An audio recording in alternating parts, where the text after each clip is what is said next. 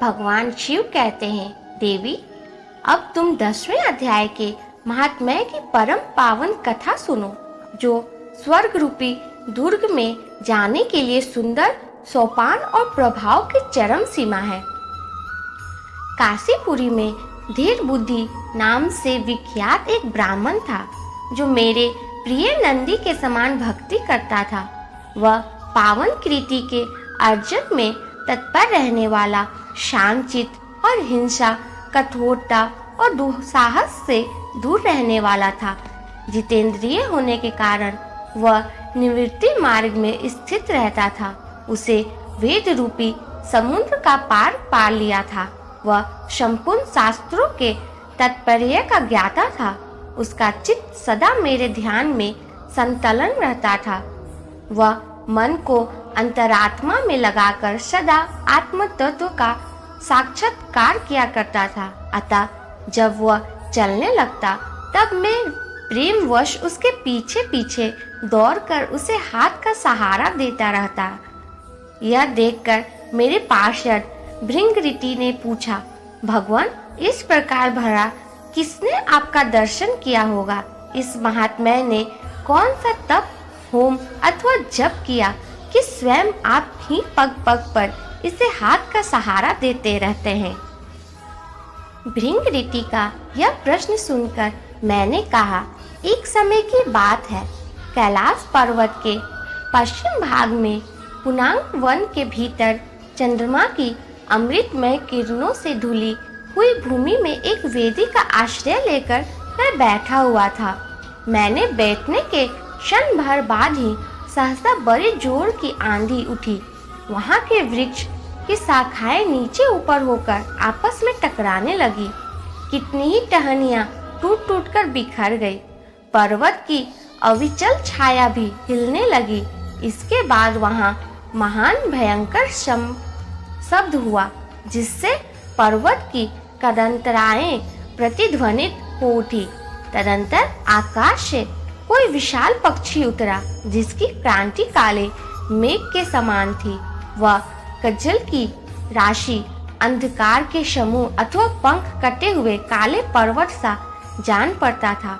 पैरों से पृथ्वी का सहारा लेकर उस पक्षी ने मुझे प्रणाम किया और एक सुंदर नवीन कमल मेरे चरणों में रखकर स्पष्ट वाणी की स्तुति करने की आरंभ की। पक्षी बोला, देव, आपकी जय हो। आप चिंतामय सुधा के सागर तथा जगत के पालक हैं।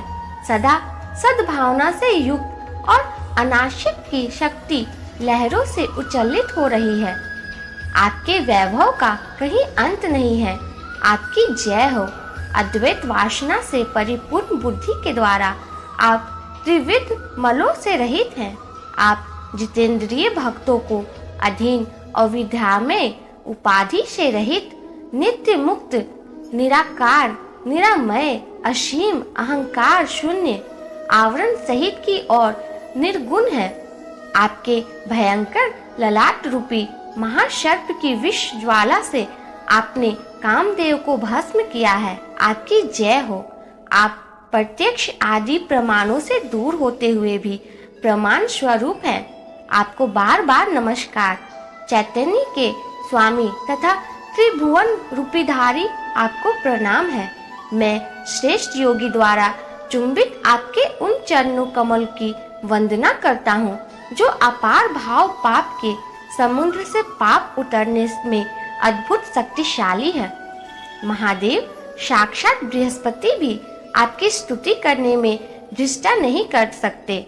सहस्त्र मुखों वाले नागराज शेष में भी इतना चतुराई नहीं है कि वे आपके गुणों का वर्णन कर सके। फिर मेरे जैसे छोटी बुद्धि वाले पक्षी की तो बिसात ही क्या है। उस पक्षी के द्वारा किए हुए इस स्रोत को सुनकर मैंने उससे पूछा, विहंगमन, तुम कौन हो और कहां से आए हो? तुम्हारी आकृति तो हंस जैसी है, मगर रंग कौवे को मिला है।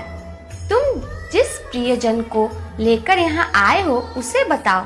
पक्षी बोला, देवेश, मुझे ब्रह्मा जी का हंस जानिए। धुन जटे, जिस कर्म से मेरे शरीर में इस समय कलिमा आ गई है, उसे सुनिए प्रभु। यद्यपि आप सर्वज्ञ हैं, अतः आपसे कोई भी बात छिपी नहीं है, तथापि यदि आप पूछते हैं तो मैं बतलाता हूँ। सूरत नगर के पास एक सुंदर सरोवर है जिसमें कमल लहराते रहते हैं। उसी में से बाल चंद्रमा के टुकड़े जैसे श्वेत मृगमालों के ग्रास लेकर मैं तीव्र गति से आकाश में उड़ रहा था। उड़ते उड़ते सहसा वहां से पृथ्वी पर गिर पड़ा। जब होश आया तब अपने गिरने का कोई कारण न देख सका तो मन ही मन सोचने लगा, अहो यह मुझे क्या हो गया, मैं यहाँ पर कैसे आ गया, आज मेरा पतन कैसे हो गया। पके हुए कपूर के समान मेरे श्वेत शरीर में यह कालिमा कैसे आ गई।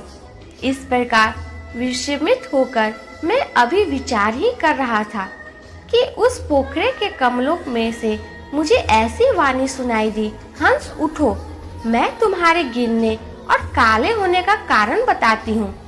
तब मैं उठकर सरोवर के बीच गया और वहाँ 5 कमलों से युक्त एक सुंदर कमलिनी को देखा। उसको प्रणाम करके मैंने प्रदर्शना की और अपने पतन का कारण पूछा। कमलिनी बोली, कलहंस, तुम आकाश मार्ग से मुझे लांघते हुए जा रहे थे, उसी के कारण परिणामवश तुम्हें पृथ्वी पर गिरना पड़ा तथा उसी के कारण तुम्हारे शरीर में कालिमा दिखाई देती है। तुम्हें गिरा देख मेरे हृदय में दया भर आई और जब मैं इस मध्यम कमल के द्वारा बोलने लगी हूँ, उस समय मेरे मुख से निकली हुई सुगंध और सूंघ कर 60,000 भौरे स्वर्ग लोक को प्राप्त हो गए। पक्षीराज, जिस कारण मुझसे इतना प्रभाव आया उसे बतलाती हूँ, सुनो। इस जन्म से पहले तीसरे जन्म में मैं इस पृथ्वी पर एक ब्राह्मण की कन्या के रूप में उत्पन्न हुई थी। उस समय मेरा नाम सरोज वंदना था। मैं गुरुजनों की सेवा करती हुई सदा एकमात्र प्रतिव्रत के पालन के तत्पर रहती थी। एक दिन की बात है, मैं एक मैना को पढ़ा रही थी। इससे पति सेवा में कुछ विलंब हो गया। इससे पति देवता कुपित हो गए और उन्होंने श्राप दे दिया, पापनी तू मैना हो जा। मरने के बाद यदि मैं मैना हुई, तथापि पतिव्रत की प्रसाद से मुनियों के ही घर में मुझे आश्रय मिला। किसी मुनि कन्या ने मेरा पालन पोषण किया। मैं जिसके घर में थी वे ब्राह्मण प्रतिदिन विभूति युग के नाम से प्रसिद्ध गीता के 10वें अध्याय का पाठ करते थे और मैं उस पापहारी अध्याय को सुना करती थी। विहंगम काले आने पर मैं मैना का शरीर छोड़कर 10वें अध्याय के महात्म्य से स्वर्ग लोक में अप्सरा हुई। मेरा नाम पद्मावती हुआ और मैं पद्मा की प्यारी सखी हो गई।